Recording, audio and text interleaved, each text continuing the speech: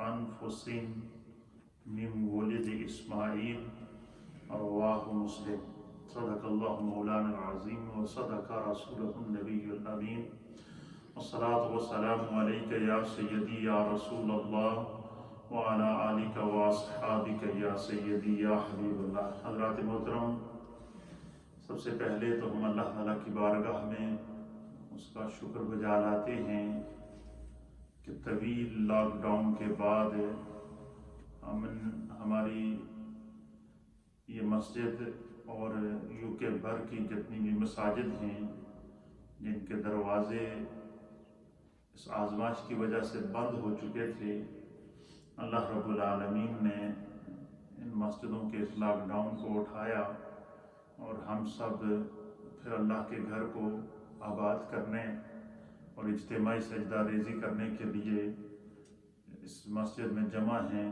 اللہ تعالی ہمیں ایسی کسی آزمائش میں نہ ڈالے کہ ہمیں یہ لگے کہ اللہ ہمارے سجدوں سے بھی خوش نہیں ہے، ہمارے قیام سے بھی خوش نہیں ہے۔ اللہ ایسا موقع نہ لائے۔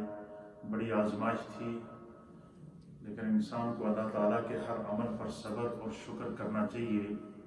نبی اکرم صلی اللہ تعالیٰ علیہ وسلم نے فرمایا کہ مجھے مومن کی قسمت پر ناز ہے کہ اللہ نے اس کا اول بھی خیر رکھا ہے، آخر بھی خیر رکھا ہے، اللہ نے اسے خیر ہی خیر عطا فرمائی ہے۔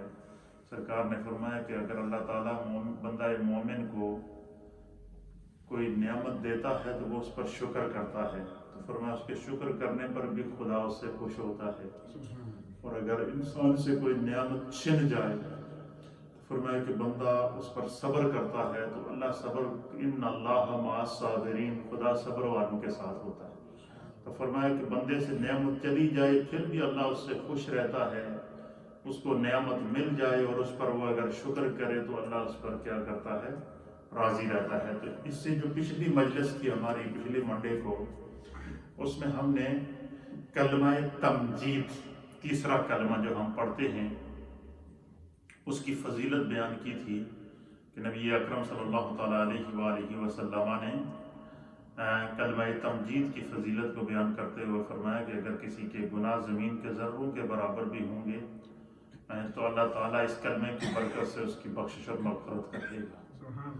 اور ساتھ میں حضور علیہ الصلوۃ والسلام نے صحابہ اکرام اور صحابیات کو اس کلمے کا، کلمہ تمجید تیسرے کلمے کا ورد کرنے کی تاکید فرمائی تھی۔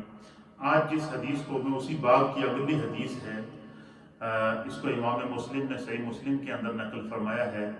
اس میں نبی اکرم صلی اللہ تعالیٰ علیہ وآلہ وسلم نے چوتھا کلمہ، کلمہ توحید، تیسرا کلمہ کلمہ تمجید تھا، سبحان اللہ والحمد للہ ولا الہ الا اللہ واللہ اکبر ولا حول ولا قوة الا باللہ العلی العظیم۔ حضور نے فرمایا تھا کہ جو بندہ اس کلمے کا ورد کرے تو اس کے اور جنت کے درمیان صرف موت عائد ہے، جیسے ہی اس کے جسم سے روح نکلتی ہے تو خدا اس کو اس کلمے کی برکت سے جنت عطا فرماتا ہے۔ اور اس حدیث کے اندر چوتھا کلمہ، کلمہ توحید، کلمہ تمجید کا معنی ہے کہ اس کلمے کے اندر اللہ رب العالمین کی بزرگی کو بیان کیا گیا، اس کی پاکیزگی کو بیان کیا گیا، اس کی کبریائی کو بیان کیا گیا۔ اور کلمہ توحید کے اندر، چوتھے کلمے کے اندر، اللہ تعالیٰ کے وحدہ لا شریک ہونے کو بیان کیا گیا کہ اللہ تعالیٰ وحدہ لا شریک ہے اور کائنات کا مالک ہے، خالق ہے، زمین و آسمان کا پیدا کرنے والا ہے۔ تو اس کا ذکر کثرت سے کیا جائے تو نبی اکرم صلی اللہ علیہ وسلم صحابہ اکرام کو باقاعدہ کیا کرتے تھے، اس کی تعلیم ارشاد فرماتے تھے، اور اس تعلیم کے اندر اللہ کے حبیب علیہ الصلوۃ والسلام جو ہے وہ صحابہ اکرام کو اس کی تاکید کیا کرتے تھے، اور پھر اس کے ہر ایک کو پڑھنے کا اجر حضور علیہ الصلوۃ والسلام نے بیان کیا۔ جس طرح تیسرے کلمے کا اجر نبی پاک صلی اللہ علیہ وسلم نے بیان فرمایا، اس طرح چوتھے کلمے کی تعداد بھی بیان کر دی، اس کا اجر بھی بیان کر دیا۔ اور اس پچھلی حدیث کے اندر ہم نے آپ کی خدمت میں پچھلے درس میں پیش کیا تھا کہ نبی پاک صلی اللہ علیہ وسلم کا ایک جگہ سے گزر ہوا تو ایک مائی صاحبہ تھی، صحابیہ تھی، تو انہوں نے کچھ گٹلیاں کھجور کی جمع کی ہوئی تھی اپنے پاس، اور وہ بیٹھ کے تیسرا کلمہ پڑھا کرتی تھی، اور ان گٹلیوں ایک ایک گٹلی کو پڑھ کے چھوڑتی تھی، ایک ایک گٹلی کو پڑھ کے چھوڑتی تھی۔ تو نبی پاک صلی اللہ علیہ وسلم نے اس پر خوشی کا اظہار کیا اور ان کے اس کی فضیلت اور اجر کو بیان کیا۔ یقیناً وہ حدیث آپ کے ذہن میں ہوگی۔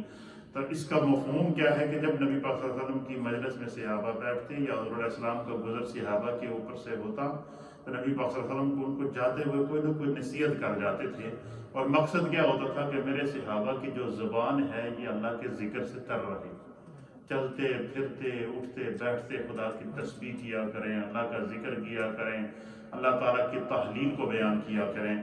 تو حضرت امام مسلم نے اس حدیث کو روایت کیا ہے، حضرت ابو ایوب انصاری رضی اللہ تعالیٰ عنہ۔ یہ حضرت ابو ایوب انصاری وہ عظیم صحابی ہیں کہ جب نبی پاک صلی اللہ تعالیٰ علیہ وآلہ وسلم ہجرت کر کے مکہ سے مدینہ شریف پہنچے تو حضور علیہ السلام اونٹنی پر سوار تھے، تو سارے اہل مدینہ جتنے تھے وہ اپنے گھروں سے باہر نکل کر راستوں پر کھڑے تھے، مکانوں کی چھتوں پر کھڑے تھے، اور ہر ایک کی یہ خواہش تھی کہ حضور علیہ السلام ہمارے گھر میں تشریف لے جائیں۔ تمام اہل مدینہ کی یہ خواہش تھی کہ حضور ہمارے گھر میں تشریف لے جائیں۔ تو سب نے حضور علیہ السلام کو دعوت دی کہ یا رسول اللہ، آپ ہجرت کر کے مدینہ پاک آئے ہیں، آپ قیام ہمارے گھر میں کریں۔ کسی نے کہا، کسی انصاری نے کہا ہمارے گھر میں کریں، کسی انصاری نے کہا ہمارے گھر میں آپ قیام کریں۔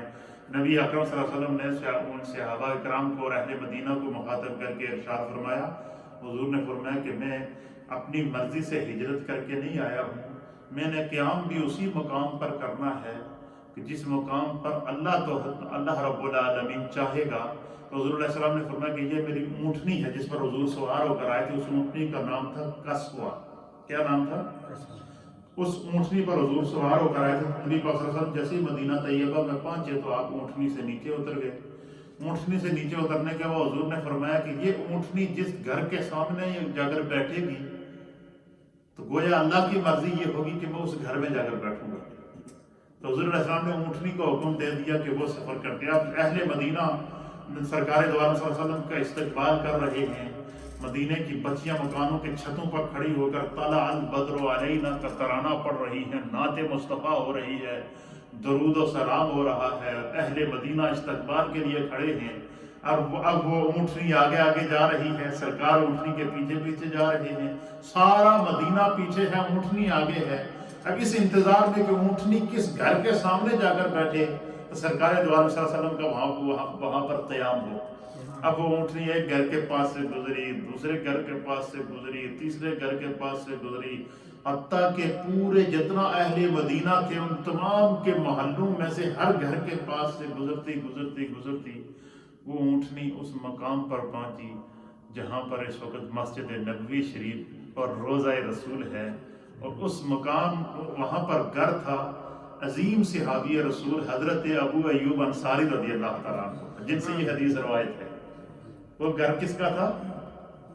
حضرت ابو ایوب انصاری رضی اللہ تعالیٰ عنہ کا گھر تھا۔ تو اونٹنی جا کر حضرت ابو ایوب انصاری کے گھر کے دروازے کے سامنے بیٹھ گئے، جہاں پر اس وقت مسجد نبوی شریف ہے۔ اس کا بڑا تاریخی پس منظر ہے۔ وہ اونٹنی جب نبی حضرت ابو ایوب انصاری کے گھر کے سامنے بیٹھ گئی تو سرکار دو عالم صلی اللہ علیہ وسلم نے فرمایا کہ میرا مسکن، میرا مقام، میری رہائش اسی جگہ پر ہوگی، اس لیے کہ اللہ بھی یہ چاہتا ہے کہ اسی جگہ پر قیام ہوگا۔ پھر حضرت ابو ایوب انصاری نے وہ گھر نبی اکرم صلی اللہ علیہ وسلم کو وقف کر دیا، پھر سرکار کے نام پر گھر قربان کر دیا، زمین قربان کر دی، پھر وہاں اسی جگہ پر حضور نے قیام کیا اور وہیں پر مسجد نبوی شریف بنی۔ یہ حضرت ابو ایوب انصاری وہ ہیں کہ جب سرکار ہجرت کر کے مدینہ طیبہ آئے، ان کے گھر کے اندر قیام کرنے کا حکم حضور کو رب کی طرف سے دیا گیا۔ ان کے گھر کو سرکار کے رہنے کے لیے منتخب کیا گیا، اور اس کا انتخاب کس نے کیا؟ خداوند قدوس نے کیا، اور وہ اونٹنی جا کر حضرت ابو ایوب انصاری کے گھر پر بیٹھی تھی۔ تو یہ حدیث حضرت ابو ایوب انصاری ان عظیم صحابی رسول جو اہل مدینہ میں سے تھے، جنہوں نے سرکار دو عالم صلی اللہ علیہ وسلم کے مدینہ طیبہ پہنچنے پر اپنی نگاہوں کو فرش راہ کر دیا تھا، اپنے دامن کو بچھا دیا تھا، اپنے گھروں کو اہل مدینہ نے خالی کر دیا تھا، حتیٰ کہ جو مہاجرین صحابہ جتنے بھی ہجرت کر کے سرکار کے پیچھے پیچھے مکہ سے مدینہ پہنچے، صحابہ اکرام نے ان کے نبی پاک نے انصار صحابہ کے ساتھ ان مہاجرین کا بھائی چارہ قائم کیا، بعض صحابہ وہ تھے کہ بعض انصار صحابہ کے جذبے کا یہ عالم تھا کہ انہوں نے حضور علیہ السلام کی بارگاہ میں عرض کیا کہ ہماری جو جائیدادیں ہیں، زمینیں ہیں، ان کو بھی تقسیم کر کے آدھی مہاجرین کو دے دیں، آدھی ہمارے کھاتے میں رکھیں۔ بعض وہ تھے کہ جن نے 2 3 شادیاں کی ہوئی تھی، تو وہ حضور علیہ السلام کے پاس آئے کہ یہ مہاجرین صحابہ ہیں، یہ اسلام کی خاطر ہجرت کر کے آئے ہیں۔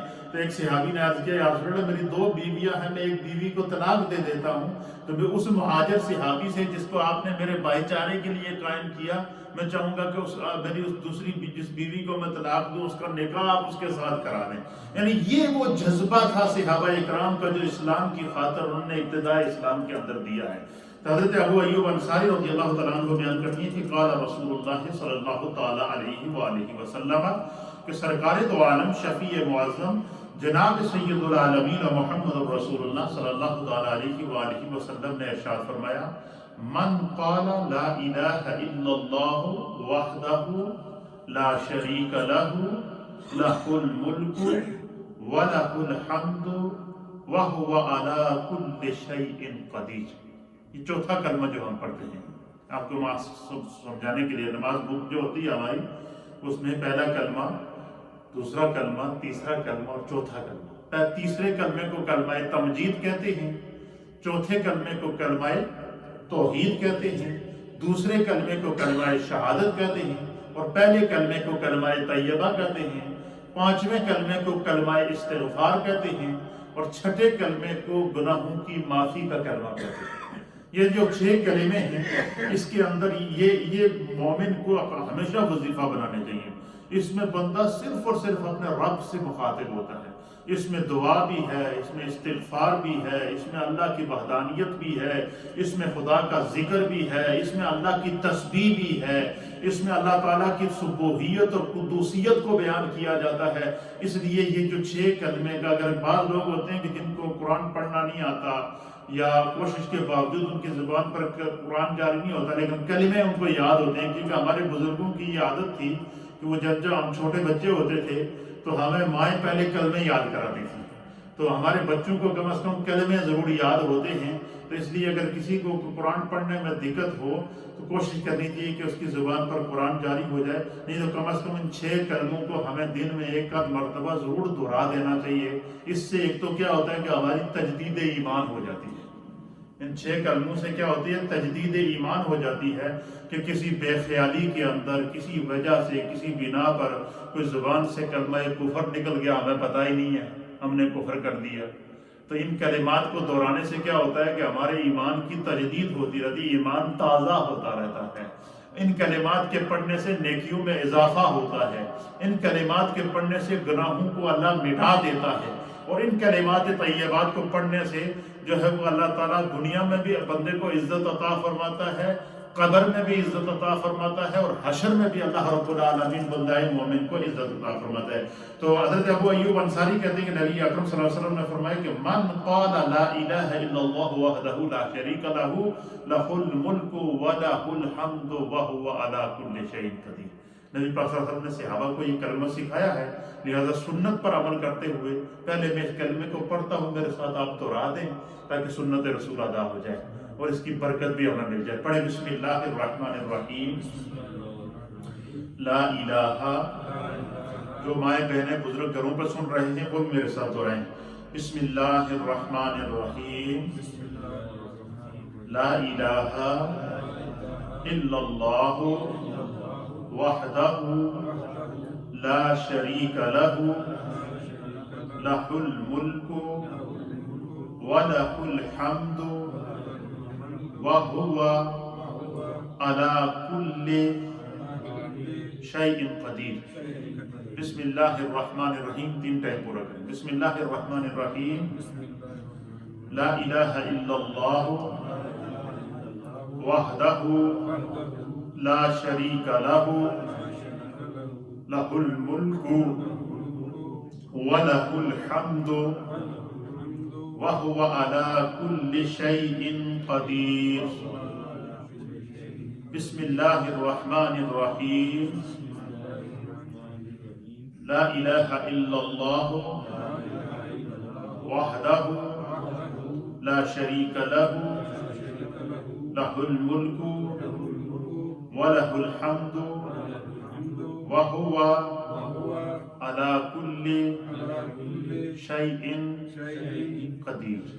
یہ میں نے حصول برکت کے لیے آپ کے ساتھ مل کر دہرایا ہے۔ ایک تو نبی پاک کی سنت پر عمل ہو جائے گا، حضور علیہ السلام نے صحابہ کو اسی طرح پڑھا کر یہ کلمہ کیا کرایا، سکھایا، پھر اس کی برکت بیان فرمائی۔ لیکن حضور اس حدیث کے اندر نبی پاک صلی اللہ علیہ وسلم نے فرمایا کہ جس شخص نے اس کلمے کو 10 ٹائم پڑھا، 10 مرار، 10 مرتبہ، ایک ٹائم کے اندر کتنی ٹائم، 10 مرتبہ، 10 مرتبہ۔ جب بھی آپ کوشش کیا کریں کہ جب یہ چوتھا کلمہ پڑھیں تو اس کی تعداد 10 کی کم از کم پوری، زیادہ جتنا مرضی پڑھیں، لیکن چونکہ اس حدیث میں حضور علیہ السلام نے فرمایا کہ من قال لا الہ الا اللہ وحدہ لا شریک لہ لہ الملک ولہ الحمد وہو علی کل شیء قدیر 10 مرار، 10 مرتبہ ایک ٹائم میں، ایک مجلس کے اندر 10 مرتبہ جس نے کلمہ توحید چوتھا کلمہ پڑھا، کمن آتک اربعۃ انفس من ولد اسماعیل، اللہ تعالیٰ اس کو حضرت اسماعیل علیہ السلام کی اولاد سے 4 غلام آزاد کرنے کا ثواب عطا فرمائے گا۔ کیا عطا فرمائے گا؟ 4 غلام آزاد کرنے کا ثواب عطا فرمائے گا۔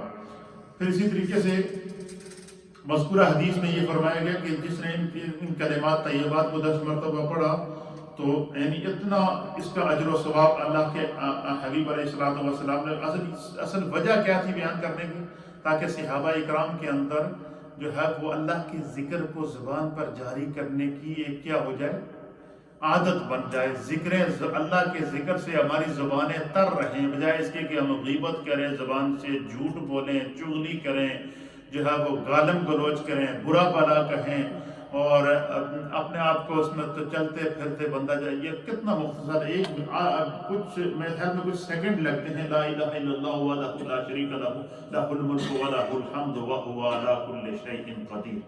یعنی کتنا آسان ہے کہ تقریباً 30 سیکنڈ بھی نہیں لگتے۔ اگر 15 سیکنڈ میں یہ کلمہ ہم پڑھ لیتے ہیں تو 10 مرتبہ جب ہم اس کو پڑھیں گے تو میرے خیال میں 2 منٹ کے اندر ہم اس کو کیا کر سکتے ہیں، 10 کی تعداد کو پورا کر سکتے ہیں۔ تو اس کو پڑھنے سے اللہ تعالیٰ کے حبیب علیہ السلام نے فرمایا کہ اللہ تعالیٰ اولاد اسماعیل میں سے 10 غلام آزاد کرنے کا ثواب عطا فرمائے گا۔ اور اسی طریقے سے دوسری حدیث پاک کے اندر اس کو حضرت عبیدہ بن صامت رضی اللہ تعالیٰ عنہ نے بیان فرمایا۔ یعنی چوتھے کلمے کی اتنی بڑی تاکید ہے کہ نبی پاک صلی اللہ علیہ وسلم نے متعدد مقامات پر مختلف جگہوں کے اوپر اس کلمے کو صحابہ کو پڑھنے کی۔ دوسری مجلس میں حضور علیہ السلام نے کیا فرمایا، حضرت عبیدہ بن صامت کہتے ہیں کہ نبی اکرم صلی اللہ تعالیٰ علیہ وسلم نے ارشاد فرمایا، اب جب صحابہ حضور کی بارگاہ میں آتے تھے تو حضور ان کو عمل بتاتے تھے، نیکی کس طرح کرو اور کس طرح خدا تم سے خوش ہوگا۔ تو حضرت عبیدہ بن صامت رضی اللہ تعالیٰ عنہ کہتے ہیں کہ حضور علیہ السلام نے ارشاد فرمایا کہ جو شخص رات کو کسی وقت اس حالت میں بیدار ہوا، اس میں کیا سبق دیا جا رہا ہے اس حدیث میں کہ آدمی اپنی عادت بنا دے کلمہ طیبہ پڑھنے کی، کلمہ توحید چوتھا کلمہ پڑھنے کی عادت اتنی بنا لے، چلتے پھرتے اٹھتے بیٹھتے سوتے جاگتے پڑھتے پڑھتے پڑھتے بندہ سو جائے، اور میں رات میں کسی ٹائم جدو اس کی آنکھ کھلے نا تو اس کی زبان کو یہی کلمہ جاری ہو جائے، یہ اس طرح کی عادت بنائے۔ پھر بندے کو کیا اللہ انعام عطا فرماتے، اس حدیث کو سنیں گے آپ کا ایمان تازہ ہو جائے گا۔ اور میرا ایمان ہے کہ اس حدیث کو سننے سے ہم جتنے بھی احباب اس مجلس میں چاہے یہاں سن رہے ہیں یا سوشل میڈیا کے ذریعے اس کو دیکھ رہے ہیں یا سن رہے ہیں یا گھروں کے اوپر ریڈیو کے ذریعے جو مائیں بہنیں بزرگ اس کو سن رہے ہیں، ہم اس کی عادت بنائیں گے اس کلمے کی، تو پھر ہمیں اللہ کی طرف سے کیا انعام ملے گا۔ نبی پاک صلی اللہ علیہ وسلم نے ایک تو یہ فرمایا، پہلی حدیث میں کیا فرمایا کہ چلتے پھرتے اٹھتے بیٹھتے کلمہ توحید پڑھا کرو کم از کم 10 مرتبہ۔ پہلی حدیث میں کتنے مرتبہ کہا؟ 10 مرتبہ۔ اس حدیث میں کہا کہ بندہ عادت بنا لے کہ رات کو سوتے وقت جب سوئے تو بستر پر جائے تو یہ کلمہ توحید کیا کر لیا کرے، پڑھ لیا کرے، اور جب آنکھ کھلے تو آنکھ کھلتے ہی یہی کلمہ دہرا دیا کرے، آنکھ جب بھی کھلے تو یہ کلمہ دہرا دیا کرے، اور رات کو جب بستر پر سوئے تو یہ کلمہ پڑھ لیا کرے۔ اس سے گھر میں بھی برکت، بستر پہ بھی برکت، اولاد میں بھی برکت، خاندان میں بھی برکت، جسم میں بھی برکت، روح میں بھی برکت، ہر طرح کی شر سے انسان بچ جاتا ہے۔ نبی اکرم صلی اللہ علیہ وسلم نے فرمایا کہ کوئی بندہ اگر یہ کلمہ پڑھتے پڑھتے سو گیا تو رات کو کسی وقت بیدار ہو گیا، آنکھ کھل جاتی ہے لوگوں کی کسی بھی وقت رات کو آنکھ کھل گئی تو اس کے منہ سے پھر یہی کلمہ نکل گیا، چوتھا کلمہ۔ جیسے ہی وہ جاگا کروٹ بدلتی اور آنکھ کھل گئی تو اس نے لا الہ الا اللہ وحدہ لا شریک لہ لہ الملک۔ اچھا یہ عادت کیوں حضور علیہ السلام بنواتے تھے؟ اس لیے کہ جب بندے کی عادت بنی ہوگا نا، سوتے جاگتے اٹھتے بیٹھتے چلتے پھرتے اللہ تعالیٰ کا ذکر کرنے کی عادت بنی ہو نا، تو پھر اس کا جہاں اور فائدہ ملتا ہے، ایک فائدہ پکا ہے جو ہمارے محدثین نے لکھا کہ یہ آزمائی ہوئی بات ہے۔ اگر کوئی بندہ یہ چاہے، علامہ ابن حجر عسقلانی رحمۃ اللہ علیہ نے اس حدیث کی شرح کے اندر لکھا ہے کہ اگر کوئی بندہ یہ مومن یہ چاہے کہ مرتے وقت اس کی روح نکلتے وقت اس کی زبان پر کلمہ جاری ہو، وہ اس کلمہ جو چوتھا کلمہ پڑھا کرے، چوتھے کلمے کی عادت بنا دے، وہ کلمہ توحید کی کیا کر دے، عادت بنا دے، اس کو اپنی زبان پر چلتے پھرتے اٹھتے بیٹھتے پڑھتا رہے۔ انشاءاللہ جب اس کی روح قبض ہوگی تو کوئی اس کے قریب ہو نہ ہو، اس کی روح اس کے جسم سے بعد میں نکلے گی، پہلے اس کی زبان سے اللہ کلمہ جاری کرے۔ اور فرمایا کہ جو ان سب سے کامیاب انسان کون سا ہے؟ وہ کامیاب انسان نہیں ہے جس کے پاس مال زیادہ ہے، وہ کامیاب انسان نہیں ہے جس کے پاس دولت زیادہ ہے، وہ کامیاب انسان نہیں ہے جس کے پاس عزت ثروت اور اقتدار زیادہ ہے۔ فرمایا روئے زمین پر سب سے کامیاب انسان وہ ہے کہ جو اس دنیا میں آیا، ایمان پر قائم رہا، اور دنیا سے جب اس روح اس کی جب اس کے جسم سے نکلی تو وہ اس کی زبان پر کلمہ جاری تھا، وہ انسان سب سے کامیاب ہے۔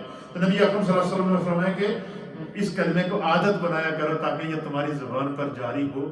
تو جہاں اس چوتھے کلمے کے جہاں اور فائدے ہیں، وہاں اس کا ایک بینیفٹ یہ ہے کہ اگر ہم چاہیں کہ مرتے وقت ہماری زبان پر کلمہ جاری ہو تو ہمیں اپنی زندگی میں کلمہ توحید کو اپنی زبان پر ورد کرنے کی عادت بنانی چاہیے۔ دیکھیں ہمارے پاس تسبیح موجود ہوتی ہے، نماز میں ہم آتے ہیں، کم از کم کوئی ضروری نہیں کہ 10 مرتبہ ہی پڑھیں، 10 مرتبہ پڑھیں تو برکت ہوگی کیونکہ حضور نے 10 کی تعداد بتائی ہے۔ اور اگر جو ہے وہ چلتے پھرتے اٹھتے بیٹھتے ہماری زبان پر یہ کلمہ جاری ہوگا تو اس کی بڑی برکتیں ہیں۔ تو نبی اکرم صلی اللہ تعالیٰ علیہ وسلم نے فرمایا کہ بندہ اگر کلمہ شریف چوتھا کلمہ پڑھتے پڑھتے سو گیا اور رات کو جب اس کی آنکھ کھلی تو اس نے لا الہ الا اللہ وحدہ لا شریک لہ لہ الملک ولہ الحمد وہو علی کل شیء قدیر سبحان اللہ ولا الہ الا اللہ واللہ اکبر ولا حول ولا قوۃ الا باللہ کی زبان پر جاری ہو گیا۔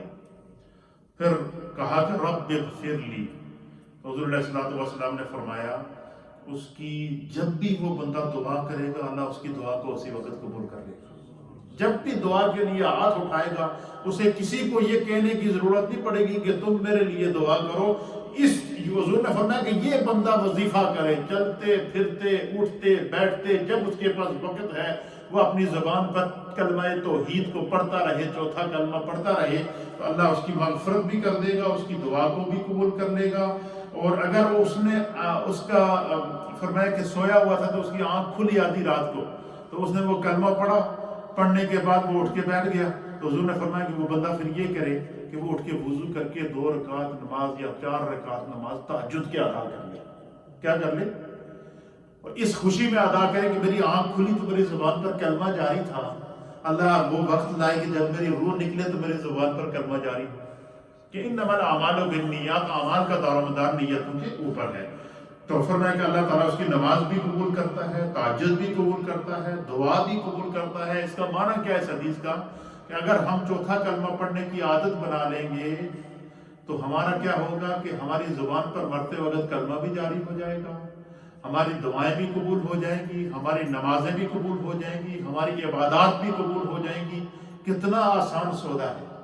اچھا یہ ترغیب کیوں دے رہے ہیں حضور علیہ السلام؟ تاکہ بندہ مومن کا شعار کیا ہونا چاہیے کہ وہ زبان میں بجائے گالیاں دینے کے، غیبت کرنے کے، برا سوچنے کے، ٹائم فضول میں پاس کرنے کے، وہ کیوں نہ اللہ کے ذکر کے اندر اپنی زبان کو تر رکھے۔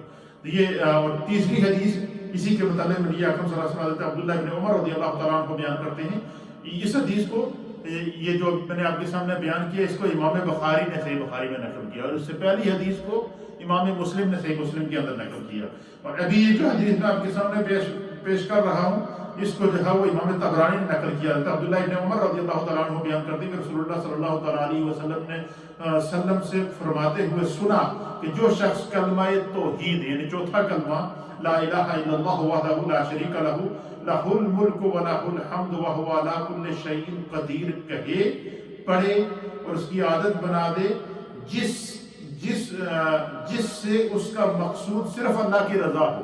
یعنی کہ جب بھی یہ کلمہ پڑھیں تو یہ نیت کر لیا کریں کہ میں اللہ کی رضا کے لیے پڑھ رہا ہوں کہ رب راضی ہو جائے. اللہ کی رضا کا مطلب کہ اللہ خوش ہو جائے مجھ سے. اس نیت سے پڑھ لے تو فرمایا کہ اس کی رضا صرف اللہ کی رضا مقصود ہو اور بندہ صرف اس نیت سے ایک دفعہ یہ کلمہ توحید پڑھ لے کہ مجھ سے میرا رب راضی ہو جائے تو حضور علیہ السلام نے فرمایا کہ اللہ اس سے راضی بھی ہوگا اور خدا اس کو جنت النعیم مرنے کے بعد موتیوں والی جنت عطا فرمائے گا. خدا اس کو اعلیٰ جنت جو ہے جو جنت النعیم جس کو کہتے ہیں فرمایا اللہ اس کو جنت عطا فرمائے گا. یعنی انسان جنت میں جانے کا وظیفہ اپنی زندگی میں پہلے کر سکتا ہے. تو یہ دیکھیں ایک کلمے کی خاطر کے لیے نبی اکرم صلی اللہ تعالیٰ علیہ وآلہ وسلم کی یہ تیسری حدیث تھی. اور چوتھی حدیث اس کو امام ترمذی نے نقل کیا. یہ بھی جو ہے اسی باب کی چوتھی حدیث ہے. یہ بھی سن لیں اور پھر ذکر کرتے ہیں. امام ترمذی نے بیان کیا کہ نبی اکرم صلی اللہ تعالیٰ علیہ وآلہ وسلم نے فرمایا کہ سب سے بہترین دعا یوم عرفہ یعنی حج والے دن عرفات والے دن کی دعا ہے. یعنی یوم عرفہ کو بندہ جب بھی دعا کرتا ہے اللہ اس کی دعا کو کیا کر دیتا ہے؟ قبول کر دیتا ہے. اور سب سے بہترین کلمہ جو مجھ سے پہلے ہر نبی نے پڑھا ہے. نبی پاک صلی اللہ علیہ وسلم نے کیا فرمایا کہ بندہ مومن کی سب سے بہترین دعا جو یوم عرفہ کے دن ہے یعنی 9 ذی الحجہ کو جس دن حج ادا ہوتا ہے, حج کا رکن اعظم ادا ہوتا ہے, اس وقت جو مانگی ہوئی دعا ہے وہ اللہ اسی وقت قبول کر دیتا ہے. اور سب سے بہترین کلمہ جو اللہ کو پسند ہے اور خدا کے پسند ہونے کی جہاں اور وجوہات ہیں, ایک وجہ یہ بھی ہے کہ اس کلمے کو اللہ کے کم و بیش 1.25 لاکھ نبیوں نے پڑھا. جنہوں نے پڑھا ہے کم و بیش 1.25 lakh all prophets of the محمد صلی اللہ علیہ وسلم انہوں نے اس کلمے کو کیا ہے پڑھا ہے. تو حضور علیہ السلام نے فرمایا کہ اللہ کے تمام نبیوں نے ان کلمے کو پڑھا ہے. فرمایا کہ جو بندہ اس کلمے کو پڑھے اللہ تعالیٰ اس کلمہ توحید کے اس سے خوش ہوتا ہے اور اس کو جنت عطا کرتا ہے, اس کو مرتے وقت کلمہ کی دولت نصیب کرتا ہے, اس کو اپنی رضا کی دولت نصیب کرتا ہے. یعنی صرف ایک چوتھا کلمہ پڑھنے کے اگر اتنے بڑے انعامات ہیں تو مجھے بتائیں کہ جو بندہ کلمہ بھی پڑھ رہا ہو, نماز بھی پڑھ رہا ہو, فرائض بھی ادا کر رہا ہو, حقوق اللہ بھی ادا کر رہا ہو, حقوق العباد بھی ادا کر رہا ہو, اپنی زندگی کو سنت رسول کے مطابق گزار رہا ہو, کتنا بڑا انعام ہے. اس لیے میرے دوستوں, میرے بزرگوں, یہ آج کا درس تھا. صرف ایک چوتھے کلمے کے مطابق ہم نے کتنی حدیثیں سنی ہیں؟ 4. چاروں احادیث سیاح ہیں. اچھا, چاروں احادیث کے اندر حضور علیہ السلام نے چاروں احادیث مختلف مجالس کے اندر بیان فرمائی. اس کا معنی کیا ہوا کہ جب بھی صحابہ کی کوئی مجلس لگتی تھی تو حضور علیہ السلام ان کو نیکی کی دعوت دیتے تھے, ان کو وظائف بتاتے تھے, ان کو اللہ کے ذکر کی ترغیب دیتے تھے, ان کو تو اس طرح متوجہ کرتے تھے کہ وہ اپنی زبان کو خدا کے ذکر سے تر رکھیں. آج ہم نے چوتھے کلمے کی فضیلت پڑھی ہے, آپ کو یاد ہو گئی نا؟ تو اس کو ایک دفعہ ضرور اپنی زندگی میں اپنانے کی کوشش کریں. کیا پتا یہی کلمہ ہمارے لیے جو ہے وہ یہی کلمہ ہے, یہ کلمہ نجات ہے. تو اگر ہمیں اس کلمے کی برکت سے دنیا میں آسانیاں مل جائیں گی, مرتے وقت کلمے کی دولت نصیب ہو جائے گی, قبر میں روشنی نصیب ہو جائے گی, جنت میں جگہ مل جائے گی, نبی پاک راضی ہو جائیں گے, خدا راضی ہو جائے گا, حضور کی شفاعت مل جائے گی, اور کیا چاہیے ہمیں؟ اس سے بڑی بھی کوئی چیز مومن کو چاہیے؟ یہ دولتیں تو ادھر رہ جاتی ہیں. اس کورونا وائرس نے کتنے دولت مندوں کو ویران کر دیا, ان کے بینک بھرے ہوئے رہ گئے, دنیا سے چلے گئے. اس آزمائش نے انسانیت کو کتنا ایک دوسرے سے الگ کر دیا. ہم نمازوں کے اندر بھی سوشل ڈسٹینس کر کے بیٹھے, ایک دوسرے کے قریب نہیں ہو رہے. اس سے بڑی بھی کوئی آزمائش ہوگی. اس لیے لمحے کا بھروسہ نہیں ہے میرے دوستوں, میرے بزرگوں, میری مائیں, میری بہنیں, میرے سوشل میڈیا کے ناظرین اور میرے یوٹیوب کے جتنے بھی ناظرین ہیں, اپنی حالت کو بدلو. ہم نے اپنے آپ کو بدلنا ہے. اپنی زبانوں کو اللہ کے ذکر سے تر رکھیں، اپنے ظاہر اور باطن کو تبدیل جب ہم کریں گے تو انشاءاللہ یہ مشکلات بھی کٹیں گی، اور اللہ جس کو دنیا میں عزت دیتا ہے، نبی پاک نے فرمایا کہ آخرت میں خدا اسے کبھی رسوا نہیں کرے گا۔ لیکن جب بندے کی عادت اچھی ہو، مجھے بتائیں کلمہ پڑھتا پڑھتا بندہ دنیا میں جائے، قبر میں بھی کلمہ پڑھے، حشر میں بھی کلمہ پڑھے، اس سے بڑی نعمت اور کیا ہوگی؟ کلمہ ہی مومن کی پہچان ہے۔ اللہ ہمیں دین کو سمجھنے کی توفیق عطا فرمائے۔ مختصر سا ذکر اور پھر دعا۔ بسم اللہ۔ اللہم صلی علی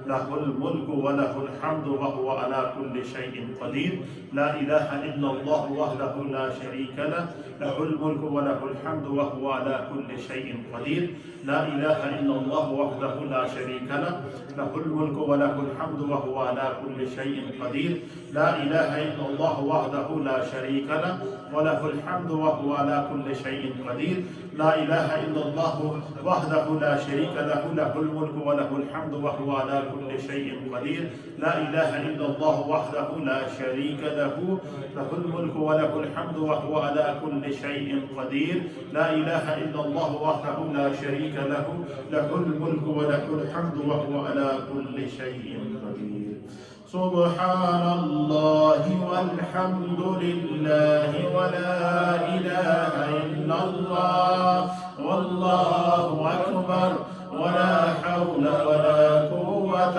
إلا بالله العلي العظيم سبحان الله والحمد لله ولا إله إلا الله والله أكبر ولا حول ولا قوة إلا بالله العلي العظيم سبحان الله والحمد لله ولا إله إلا الله والله أكبر ولا حول ولا قوة إلا بالله العلي العظيم. سب حضرات اپنے اپنے مرحومین کی بخشش کی نیت بھی کر لیں.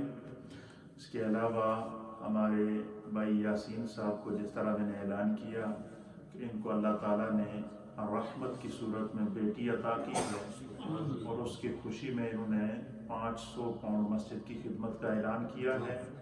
اور اس سے پہلے میں نے زور نے اعلان کیا تھا کہ ہمارے بھائی ساجد صاحب جو عامر خان ہمارے باکسر ہیں ان کے والد اور ان کے بیٹے ہارون کے والد ان کے ہارون کو اللہ نے بیٹا عطا کیا تھا لیکن وہ جانبر نہ ہو سکا تو وہ پیدائش کے مراحل میں ہی وہ فوت ہو گیا تھا.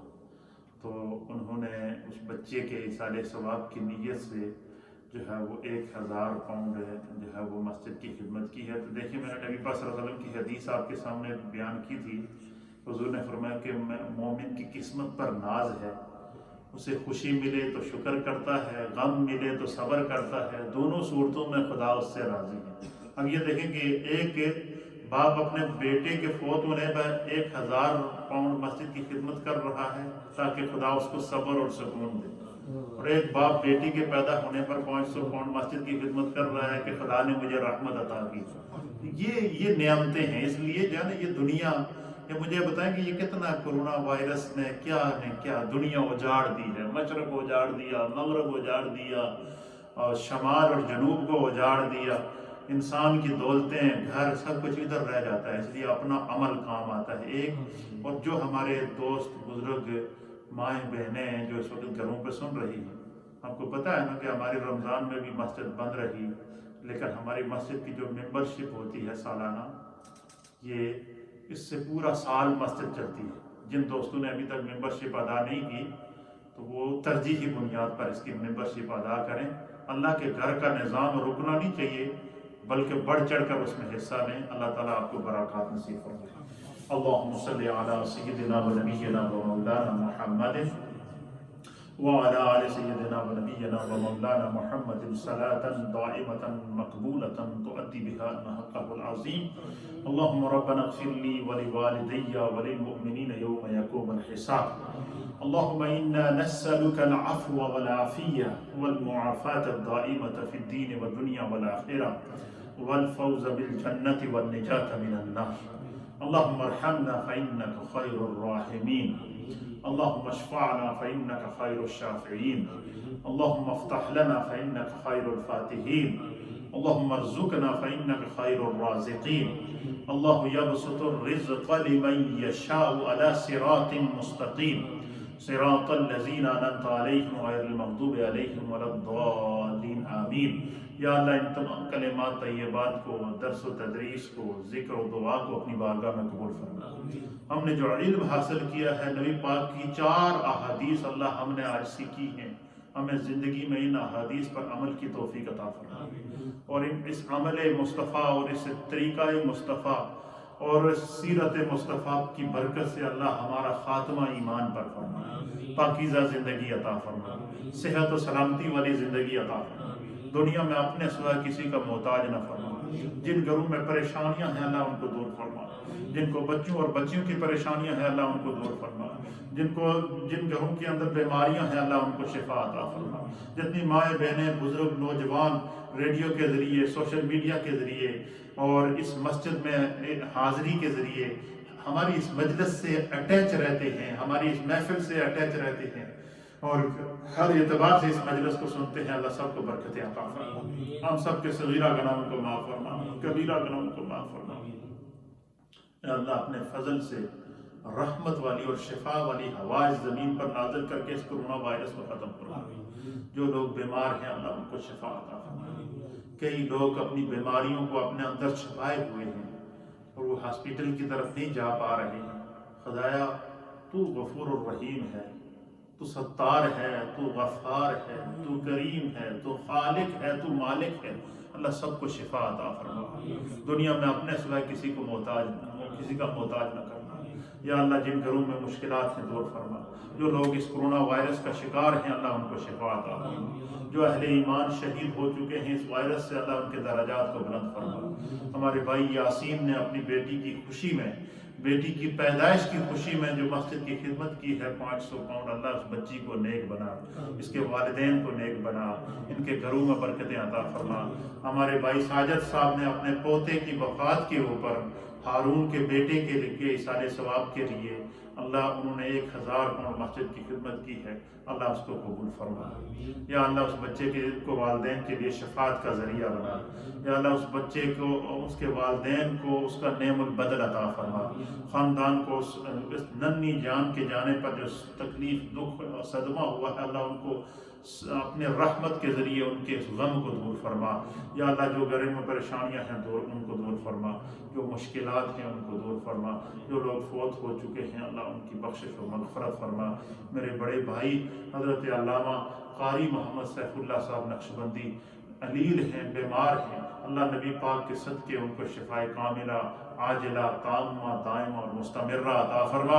جن گھروں میں مشکلات ہیں اللہ، جن ماؤں بہنوں بزرگوں دوستوں نے دعاؤں کے لیے کہا ہے تو علیم بذات الصدور ہے، اللہ سب کے حق میں اس دعا کو قبول فرما۔